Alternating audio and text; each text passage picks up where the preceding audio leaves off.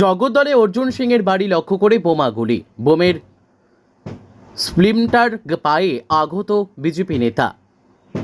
পুজোর মুখেই ফের রণক্ষেত্র হয়ে উঠল বিজেপি নেতা অর্জুন সিং এর এলাকা জগদ্দল। অর্জুন সিং এর বাড়ি লক্ষ্য করে চলল গুলি, বোমাবাজি।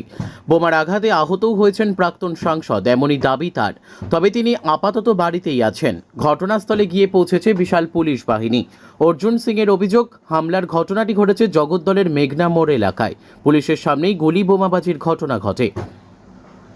শুক্রবার সকালে বেশ কয়েকটি বাইক নিয়ে অর্জুন সিং এর বাড়ির সামনে এসেছিল একদল দুষ্কৃতী।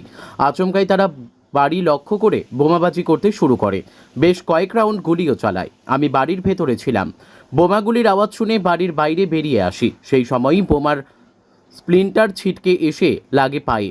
আমার নিরাপত্তারক্ষী এবং কর্মীদের ওপর লক্ষ্য করে ইট, বোমা, গুলি ছোড়া হয়। বাড়ির